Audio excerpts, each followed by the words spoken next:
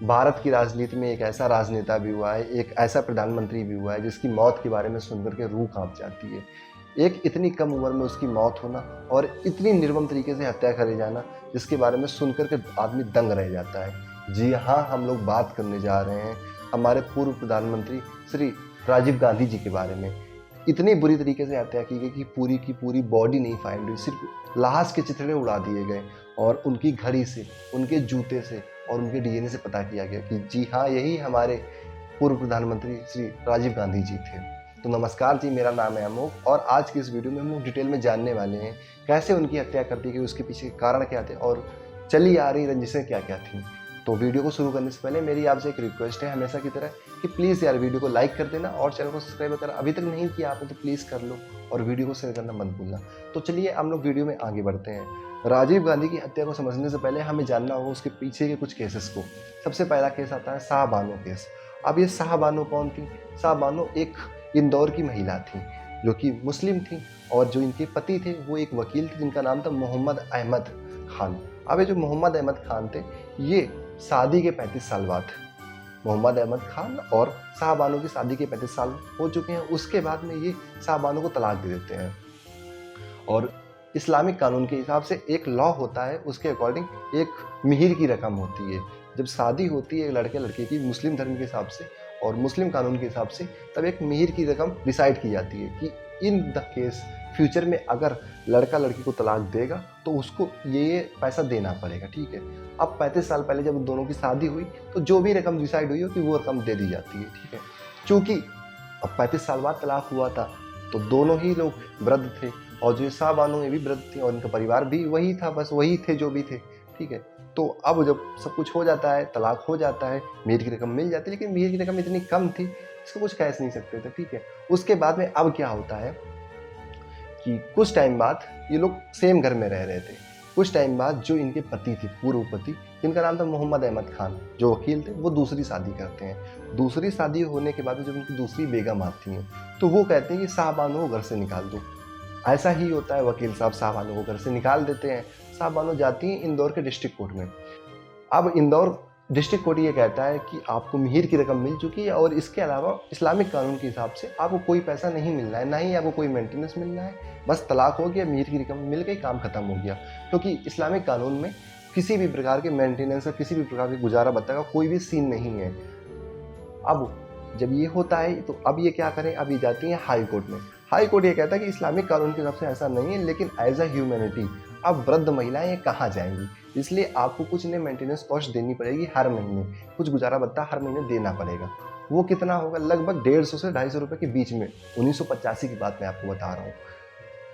ठीक है, खैर हाई कोर्ट का फैसला आता है। उसके बाद में जो इनके वकील साहब पति जी थे, जो पुराने पति थे, वो क्या करते हैं, वो सुप्रीम कोर्ट जाते हैं। सुप्रीम कोर्ट क्या कहता है? सुप्रीम कोर्ट ये कहता है कि हाई कोर्ट ने जो बोला वो सही बोला है, वृद्ध महिलाएं कहाँ जाएंगी। ठीक है, इनके जीवन यापन के लिए, इनके जीवन के लिए आपको इनको मेंटेनेंस कॉस्ट देनी पड़ेगी, जो कि 150 से 250 रुपये के बीच में थी।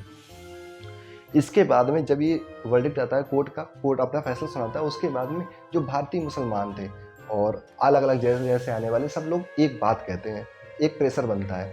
प्रेशर ये बनता है कि भारत में इस्लामिक कानून की इज्जत नहीं हो रही है, भारत में इस्लामिक कानून को दबाया जा रहा है और कानून को ख़त्म करने की कोशिश हो रही है।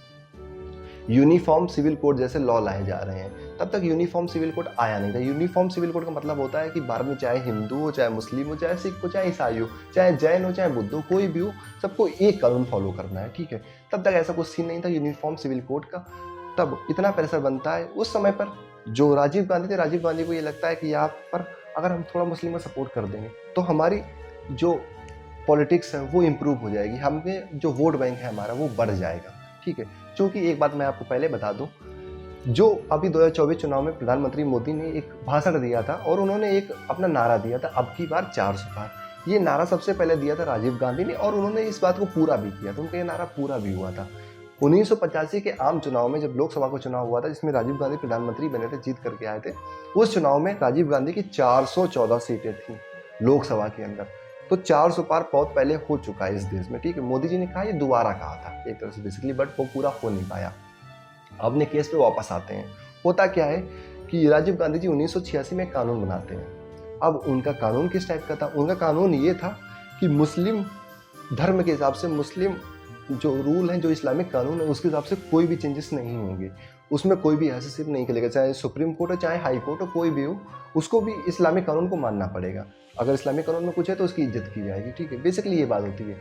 इस चक्कर में आज के जो बिहार के गवर्नर है, जिनका नाम है आरिफ मोहम्मद खान, आरिफ मोहम्मद खान कांग्रेस पार्टी छोड़ देते हैं। वो कहते हैं कि आप कुछ लोगों की एक कम्युनिटी के दबाव में आने के बाद में आप ऐसा फैसला नहीं ले सकते हैं, ठीक है। आपको ये काम नहीं करना चाहिए था। सुप्रीम कोर्ट का फैसला सर्वमान्य हो गया इस देश में, लेकिन राजीव गांधी जी बात नहीं मानते, कानून बन जाता है। एनीवेज साहबानों के तो साथ इंसाफ नहीं हो पाता है, लेकिन उसके बाद में कुछ चीज़ें और बढ़ती हैं। और जो ये आरिफ मोहम्मद खान थे, जो अभी तत्काल में जो बिहार के गवर्नर हैं, ये राजीव गांधी का साथ छोड़ देते हैं, ये भाजपा में चले जाते हैं और कांग्रेस पार्टी को लीव कर देते हैं, ठीक है। अब आते हैं हम लोग अपने दूसरे केस पर। अब जो हमारा दूसरा केस है वो है अयोध्या राम मंदिर की लड़ाई। अब क्या होता है, अब हिंदू कहते हैं कि भाई साहब आपने जो मुस्लिम धर्म है उसके लेकर के इतना बड़ा कानून बना दिया, तो आप मंदिर के ताले खुलवाओ, हमें पूजा करनी है। भाई हमारे ईष्ट हैं भगवान राम, हम तो उनकी पूजा करने जाएंगे। एनीवे राजीव गांधी कहते हैं कि चलो आपको ताला खुलाया जाएगा, आप लोग पूजा कर लो, ठीक है। ताला खुलता है और पूजा होती है, हिंदू पूजा करते हैं राम मंदिर में जा करके। राम मंदिर में रामलला की पूजा आराम से की जाती है। राजीव गांधी ने पहली बार ताला खुलाया था, ठीक है। इसके बाद में अब इस चक्कर में हो क्या रहा था, जब मुस्लिम का सपोर्ट कर रहे थे तो हिंदू खफा हो रहे थे, जब हिंदुओं का सपोर्ट कर रहे थे तो मुस्लिम खफा होते हैं, ठीक है। तीसरा केस आता है इसी चक्कर में। तीसरा केस क्या आता है कि उन दिनों श्रीलंका में एक विद्रोह चल रहा था। श्रीलंका में विद्रोह क्या चल रहा था, श्रीलंका में देखो तमिल बहुत ज़्यादा है, ठीक है। ऑलमोस्ट 50% श्रीलंका तमिल से भरा हुआ है। जो वहाँ के तमिल है और जो भारत के तमिल है, ये सारे एक है बेसिकली, इनमें बहुत ज़्यादा एकता है। और जो श्रीलंका वाले तमिल थे वो एक बात कहते हैं कि हम अपना एक अलग देश बनाएंगे, ठीक है। हम अपना एक अलग देश बनाएंगे, हमारा अलग कानून होगा, हम श्रीलंका को डिवाइड कर देंगे। अब श्रीलंका बिलांद भर का देश है, लिटरली बिलांद भर का, उसमें कुछ है भी, पूरा तो भारत के नक्शे में आ जाता है एक बार में, ठीक है। अब उसका आधा हो जाएगा तो क्या ही बचेगा श्रीलंका के पास में। श्रीलंका सरकार परेशान है, ठीक है। यहाँ तक कि जो लिट्टे हुआ करता था, जो इनका ग्रुप था, इसका जो मेन था वो था प्रभाकरण। अब प्रभाकरण जो है लिट्टे का, पहले मैं आपको फुल फॉर्म बताता हूँ। लिट्टे का फुल फॉर्म था लिबरेशन टाइगर ऑफ तमिल इलम, ठीक है।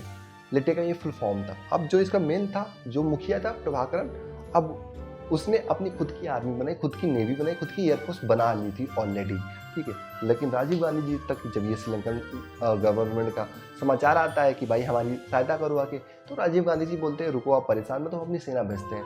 तो राजीव गांधी जी भारतीय फौज भेज देते हैं, वो लिट्टे को मार मार के सुझा देती है, ठीक है। उसके बाद में अब क्या होता है, जब लिट्टे वहाँ पर डैमेज होता है और लिट्टे खत्म होने लगता है, तो जो भारतीय तमिल थे अब वो चिढ़ जाते हैं राजीव गांधी के ऊपर। अब उनमें बहुत ज़्यादा विद्रोह की भावना आ जाती है।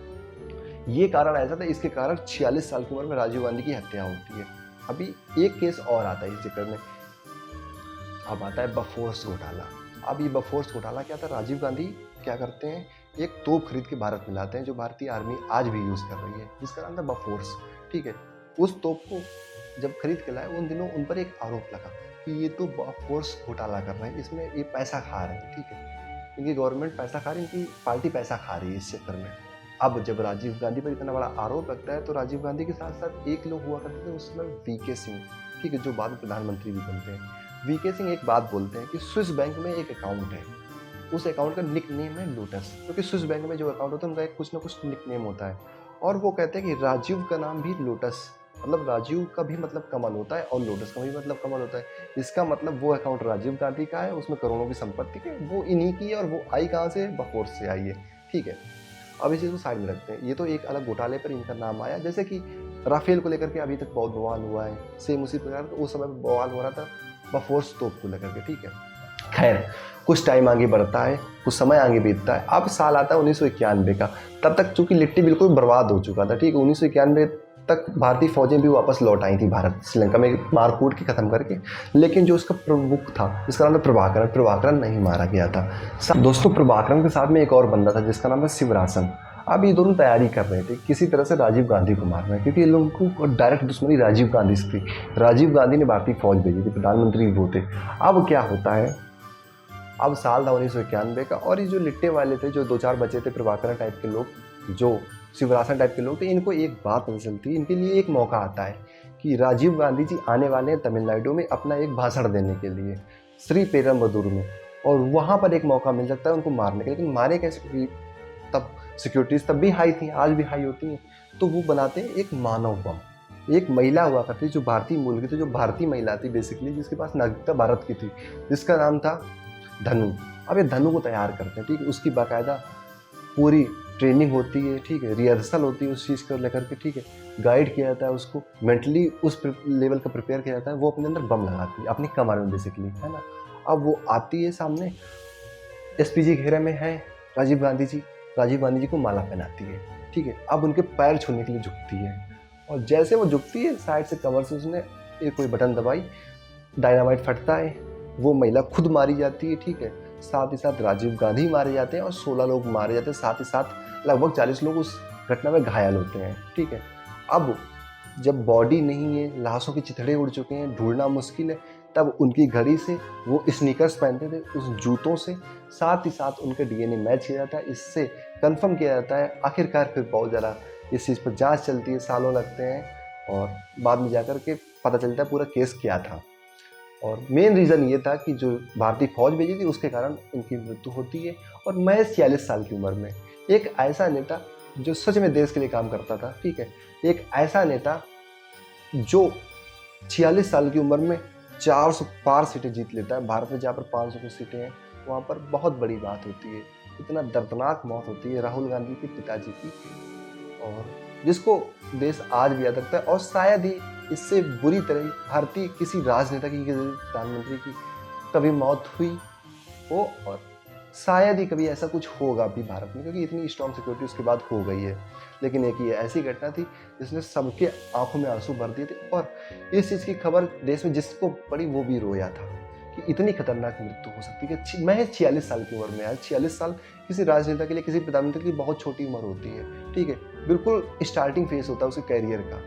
तो ऐसी कुछ कहानी थी आज की। आई होप आपको वीडियो अच्छा लगा हो, और अगर आपको वीडियो अच्छा लगा हो तो वीडियो को लाइक कर देना यार, कमेंट में अपनी राय रखो, अपना ओपिनियन बताओ। साथ ही साथ अगर चैनल अभी तक सब्सक्राइब नहीं किया तो प्लीज़ सब्सक्राइब कर दो, और वीडियो को शेयर जरूर करना यार, क्योंकि इन्फॉर्मेटिव वीडियो है और आपके परिवार तक, आपके दोस्तों तक ये वीडियो जानी चाहिए। तो प्लीज़ शेयर करो। मिलते हैं कल किसी नए वीडियो के साथ, तब तक के लिए जय हिंद, जय भारत, नमस्कार।